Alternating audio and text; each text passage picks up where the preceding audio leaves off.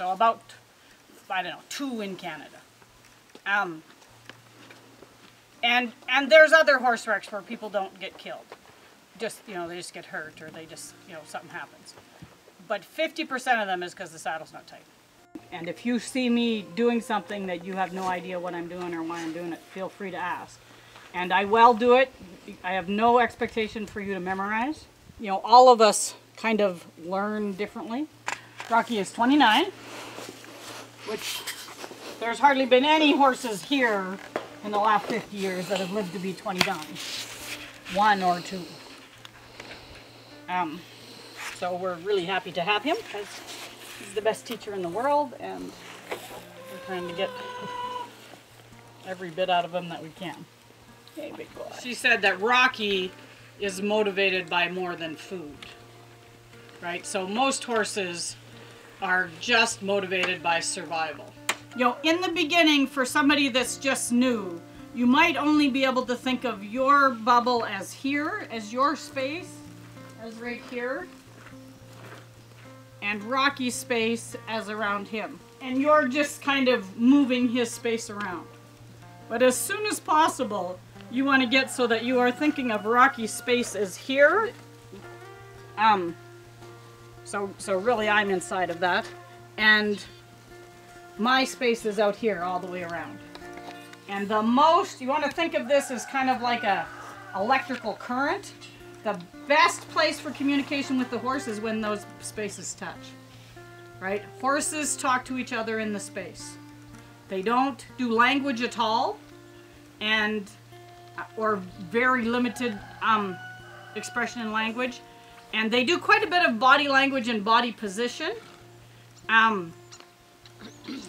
within the space, but mostly the talking is stuff you can't see, other than, you know, this horse will be coming towards that horse, and that horse will stop out there 20 foot away, right? And you're like, oh, what was that? It felt the other horse's spirit. So the first thing I want to do is to be able to draw my horse's attention to me, so that, you know, it's like if you're in a classroom and you're trying to learn something from the teacher. If you are looking out the window, you're not learning what they're touching. So it's the same with the horse. They want their attention to be with you. And the intent in my head is that his attention be on me, and that when I move, he keep his attention on me. So that's the picture I have in my head.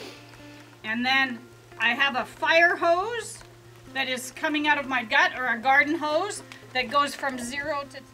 Right? Horses are irrational. They react as big to a squirrel as they do to a grizzly bear. It's just how they are. So,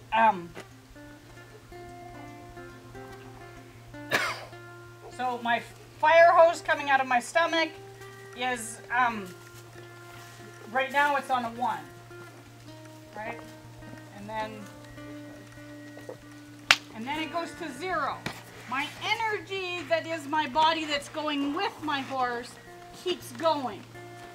So, stopping when you release is a tool that could go in the toolbox. And I want you to picture that you have this giant toolbox that you're just going to keep adding tools in. So you use stopping when the horse has struggled, or you've struggled and you've got it. You're like, okay, I'll stop, I'll release, right? But for the most part, we want to release in motion, so that if we're riding the horse, and we're walking and we ask him to trot and we release, we don't want him to stop, right? We want to keep going. So the release is separate from the energy of going with. So I'm walking on what I call the bicycle chain. Comes out of his eyes, goes around here, and goes in on the side of his tail. Good.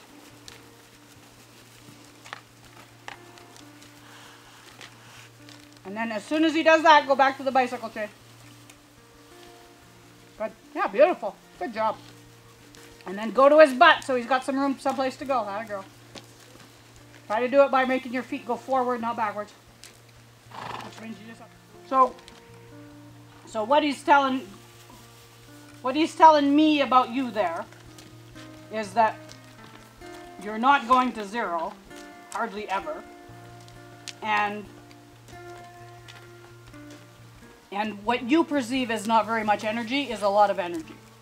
So, and this is like our tendencies, right? So we thought we were getting to 0, and we thought we were operating in 0 or 1, and when you tell Carmen this, she's like, yeah, I knew that about myself, but nobody else knows that about me, right? So everyone says, oh, you're so calm under pressure, but really inside I'm like, so then you just realize that that's your tendency, and you just work at, so what you're going to work at now is what you think of as -3 to 0 and back to -3, right?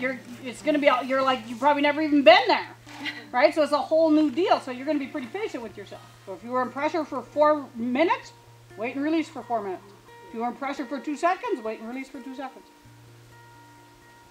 Or longer. Your release should be the same or longer, not shorter than the pressure. You know, you have to get in there and play with it and just see what happens and not have too many expectations.